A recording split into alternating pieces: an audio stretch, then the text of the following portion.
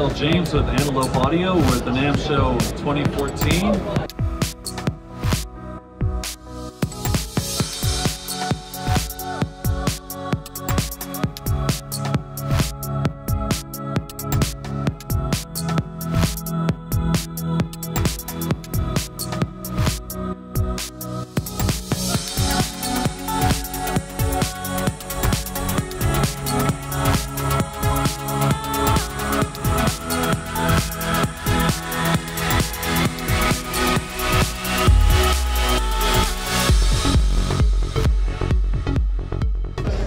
Sitting here with Eric Sarafin, also known as Mixerman, and Eric is an accomplished author and well-known audio person in the industry, and we want to hear a little bit about what you're doing. Eric recently added the Orion 10M combo to his studio. We'll talk more about that a little bit, but tell people a little bit about your writing, a little about your new book as well, please.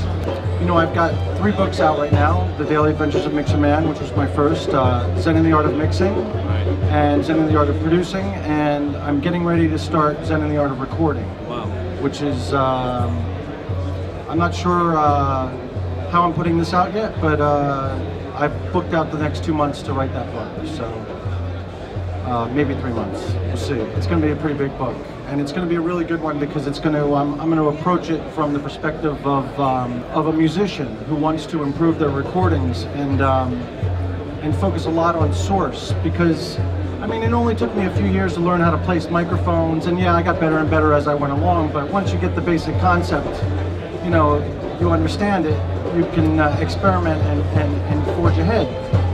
The thing that took me decades to learn was different strings on like round wounds versus flat wounds on bass, different heads and how they sound, different kits, you know, a front head versus a hole in the head miking on the kick drum. And people don't realize they get a kick drum and they put a mic on it and they're like, they have this idea in their head of how they want it to sound, and they think that it's all mic placement, but it's not. It's like if your idea is Led Zeppelin, then you want a kick drum that doesn't have a hole in the head, because that's what makes that sound. Right. And so I'm going to approach the book from a source-centric position, and really talk about all the things that you can do to change the source before you even start to think about how you're going to capture that source.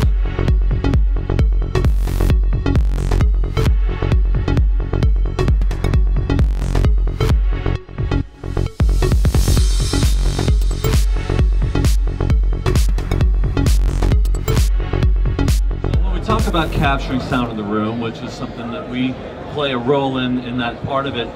For years, I happen to know from talking to you and other people, you've been sort of on this quest for the right digital audio conversion quality to get that sound right. Can you tell us a little bit about what you've used in the past and also what you've tried? Sure. I mean, I've used just about everything on the market over time. You know, I find the stock Pro Tools converters to be just barely adequate. You know, I've been on record saying this for many years, and I'm not going to start dissing a bunch of converters, but you know, I got onto the radar converters in 2000, which I loved, and I've used for 14 years. But I've had to start thinking about going to 96K. And my radar converters go to 96K as a standalone unit, but I can't use it as an external, just because of the way the technology was then. And so, you know, I had been thinking about maybe upgrading my radar, and then one of my assistants is like, "Have you heard about that Orion 32 for $3,000?" I'm like, 32 converters, ADAs for $3 grand? Are you kidding me? They can't be good. So he's like, so I was talking to Howie Mandel. Howie Weinberg. Howie Weinberg. I was talking to Howie Mandel too, but Howie Weinberg. And Howie was telling me, you know, I was saying, yeah, have you heard about these Orions? And I didn't realize he deals with you guys. And he's like, oh yeah, man, and introduced us. And I tried them, and then the 10M clock. And so I did a mix, actually. I started mixing through the Orions because I'm like, I don't need the clock. Let's just try these Orions. And so I'm mixing, and I did some A/Bs between the Radar and the Orion, and I felt the Orion was definitely holding up, if not better. And then I plugged in the 10M clock, and that's when I realized that what you were talking about was, yeah, you need the clock. The clock is the shit. I mean, everything opened up. The reverb tails were all of a sudden apparent. I mean, you lose those quick, and you could argue, oh, well, why didn't you bring your reverb tails up more? It's not about that. There's this depth that exists, and it's. I could bring the reverb tails up, but then I'd have too much reverb. Right. Now I don't have too much reverb, but I can feel the space, or I can sense the space, and I can interpret it, and it's wider and it's deeper, and it's and just all this shit is just gone. And all of a sudden I could mix, and so much faster than I could with just the Orion, or even just the Radar, because I had to go back and do a mix, you know, a week later with the Radar converters because I had already used them. And I actually said fuck it, and I put the Orion in and I just made, you know, I had to make some alterations because you're going through new converters and the balances change a little bit, but it was so much better overall. I had to go with it.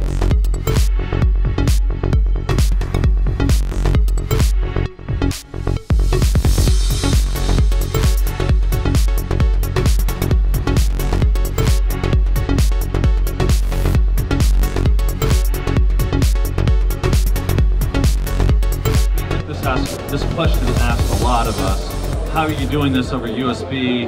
Is there any sacrifice there? And you just plugged this into your computer USB and went to work. Can you talk a little bit about how that implementation works for you and debunk some of the perceptions about USB out there maybe? Yeah. I mean, I've been seeing, well, you're using USB? Well, yeah, I plugged it in and it works. I mean, I don't know what to tell you because there are no problems at all. And, you know, I'm glad not to have a PCIe card anymore because I'm about to upgrade the Mac, and you know, the new Macs don't have the chassis inside them, and I'm actually even considering just getting a Mac Mini because I think it's going to be powerful enough, and I'm going to plug that thing right in the USB and it's going to work just beautifully.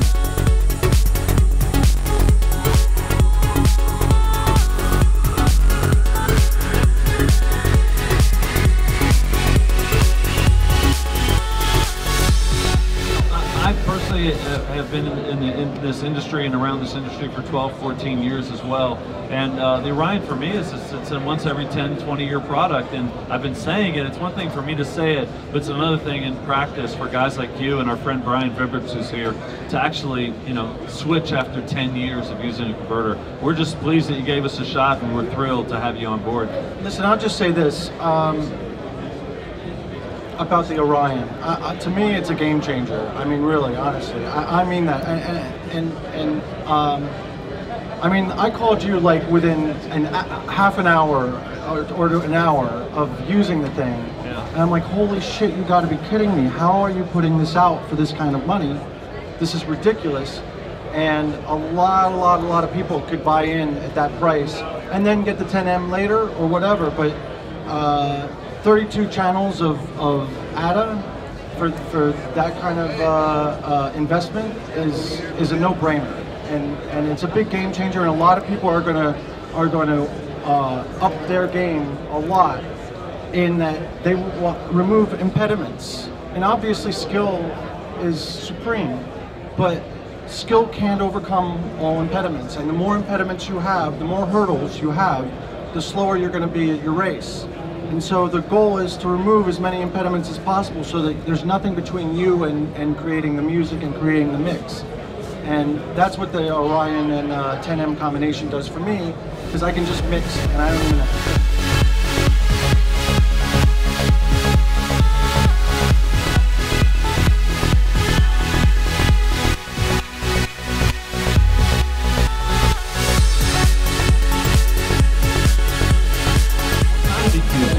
What kind of summing box are you using, and what kind of compressors do you have on the 2-bus, and plugins a little bit too? What do you like? Sure. Let's see. I've got an SSL G384 on the 2-bus, which is from '98, so it's got that VCAs in it, which are far superior to what SSL is putting in them now. You can actually get that VCA modules still, or you can get them and make the module, but they don't make the module, and SSL made the decision that it wasn't worthwhile putting in, I assume. Let's see, I have 2 dangerous summing boxes, which, you know, before I was using 24 converters. Now with 32, I've got even more stems going out. I'm going into the Tannoy 800As as my main monitors. Sometimes I put up my HD1s. And then on my side reference, I have the SE eggs, which are a really, they're very different from the Tannoys, and they tell me other things. And you know, sometimes you'll hear me yelling out of my garage, "Who's lying?" Because someone's lying to me. Yelling at your speakers. Yeah, right. So, but you know, it's valuable to listen at various monitor levels and on various speakers. And how about EQs or in the box? EQs, whatever, man. I mean, I use whatever. Shit, these days I'm using the Logic EQ, the stock Logic EQ. Did you go up to Logic 10 yet? Or? I haven't gone to 10 yet. I'm going to go in the next couple weeks. I got to get the Mini and 10, and I'm been talking to Slate about getting the MTX in there, and so all 3 of those are going to go in at once, and which will be great because I'm really looking forward to using the touchscreen for mixing again, or again, you know, moving faders with my fingers. I don't know. I mean, I've gotten so used to selecting and then moving the automation bars that I may not move the faders too much. We'll see, but there are a lot of things that'll be a lot easier for me to reach forward. Is it nice to get that screen out of your face? Is it? You see any advantage? Well, I mean, it's still right there. Okay. I mean, it's up there in front of you. Yeah. So I mean, the best thing about it is when I open a plugin, I'm going to be able to just move it. I mean, at the end of the day, I get terrible tendonitis from using the mouse, and if I can reduce that motion throughout the day, it's going to be very helpful. As far as EQs, you know, I love the linear phase EQ that Logic has in it. A lot of times if I get pinned up against the RAM limitations of 32-bit, which is 4 gig of RAM, and then I got to switch those all to regular EQs. So that shows you how important it is, you know what I mean, as far as mixing is concerned. And, you know, as far as analog EQs are concerned for recording and stuff, I love Pultec EQP1A3s, and I love the API 550s, and but you know, normally I end up recording on like a Neve 8068 or 58 or something. What about verbs? What are you using? Verbs, I pretty much use the Space Designers when I'm mixing in Logic. They're really good. I've never heard a digital reverb that I preferred over an analog reverb. So on my own recordings, when I'm producing, I record all my reverbs that I want. I'll record rooms. When I'm over at Echo Mountain, they have a stairwell in the overdub room that I put a stereo Royer in, and then I start moving the players in the room so that I can excite the that stairwell, and I'll record it. Nice.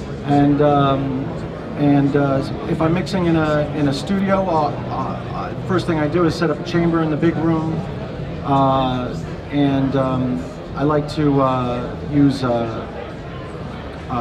tape delays as much as possible.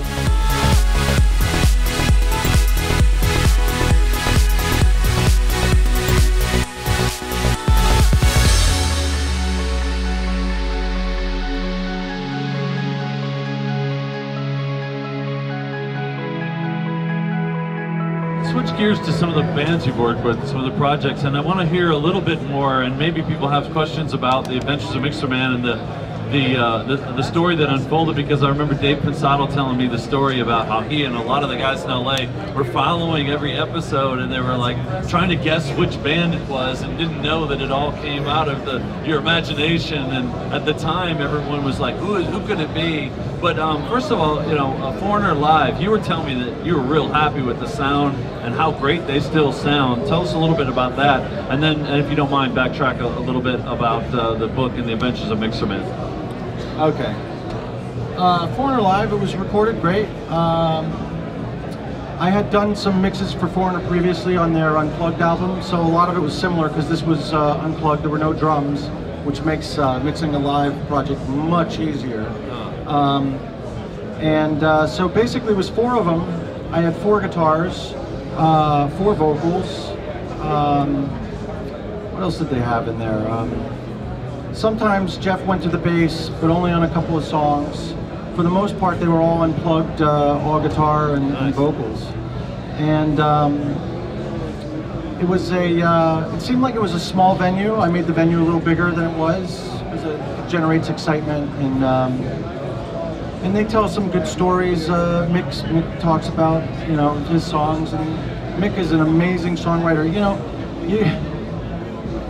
it's one thing to appreciate a band like Foreigner, and I do, and always did, and I was never a Foreigner fan. Like, I never like bought Foreigner records and sat down and listened to Foreigner records, but I did. when you like sit down and like start mixing these songs, you go, and you realize you can sing them all. Right. Like, the first listen, you realize just how good this guy's lyrics were, and his. It's like, it's not 1 hook a song, it's 4 hooks per song. Right. And I would go in and start doing, okay, verse, you know, I immediately do my marks so I can find where I'm at in the song, V1, B1, C1. No, these guys don't, it's not V1, B1, C1. They have 4, sometimes 5 different sections that are all hooky and push you forward through the song. And the lyrics are simple, are universal, and you start singing them and you realize this guy is just crazy good songwriter. And you know, when you're mixing good songs, it makes mixing really easy. And you know, they have a new singer because their original singer got throat cancer, and this guy sounds dead on like the original singer. That's, yeah, I understand. And it was a fun record to mix. I enjoyed it. So Adventures of Mixerman, and those stories, those adventures, how much of that came from reality? How much of it was, you know, tell us a little bit about that, because I know a lot of people know, but still there's a lot of people out there that are going to go look this up and get your book. I'm not sure I've admitted that it was from my imagination yet. Interesting. Interesting. However, I may admit that in the near future, but I didn't know that. I thought I had heard that from an outside source, so I didn't hear it from you. Yeah. Well, a lot of people believe that, and it's a reasonable theory. I feel. Yeah. I mean, I might as well come out and say it. That story was completely from my imagination. I don't like telling people that because I feel that the story unfolds better if you believe it's real. Right. But we're so far away from it that I think that that's not so necessary anyway. So I will admit now that it's completely fiction, The Daily Adventures of Mixerman. I would get up every day and I started writing, and people started going crazy on the internet, and I started reading what they said, and then I'd write the next chapter. And the only thing I did was I said to myself, what would happen on a session today that's really fucked up? And so I'd start thinking about things that happened to me over the years, and the personalities, I just grabbed the most common personality traits of the different things, and some people criticize it, but you know, as trite, but it's like, hey, there's a reason why there's stereotypes, man, right. You know, and consequently people read it and they're like, I've met all these people. Well, yeah, you've met them, because these are common people, especially in these roles, right. In this business. So they kind of attract those kind of character traits, right. For whatever reason. That doesn't mean that all drummers are dumbasses. Obviously, there's some genius drummers out there, right. But you know, there's not a lot of hope for the class in general, I feel. So we have a scoop. You admitted that it was from your imagination.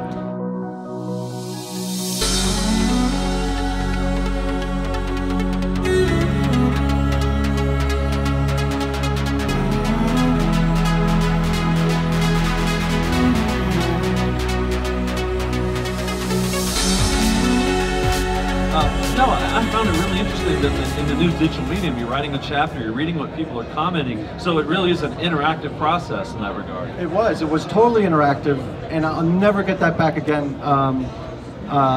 Because I would read what people were saying, they'd be criticizing me, and some of it I would just laugh and laugh for an hour. People telling me, Mixerman's an asshole. Who would talk about their session like this? Well, not me, but you know, that's a reasonable criticism. But I'm laughing because it's like, and so then I'd get more and more absurd as it's classic satire. I mean, I'm not inventing anything. I'm following what satire is you get more progressively more and more outrageous as you go along, until you can finally drop everybody off at the end, and then you still have a few stragglers. But people were so invested in those characters that no matter how hard I tried to shake them, I couldn't do it in a lot of cases. And I've absolutely crushed people telling them that it was fiction.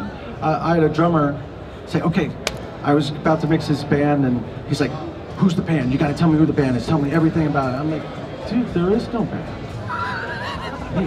So the whole band's there at the table. He was silent the rest of the lunch. I mean, he was crushed by this. He could not get over this. So, you know, that's as bad as I felt, it's like, it's kind of funny how people, you know, invest themselves in a story, and I'm just glad to have been able to written one that people could invest themselves in. Well, we all appreciate your work, and I want to thank you again for coming by. Again, from NAMM Show 2014, Eric Sarafin, Mixerman. Again, thank you so much. We're so excited to have you on the Antelope team, and glad that you're loving the Orion and the 10M. Awesome. Thanks.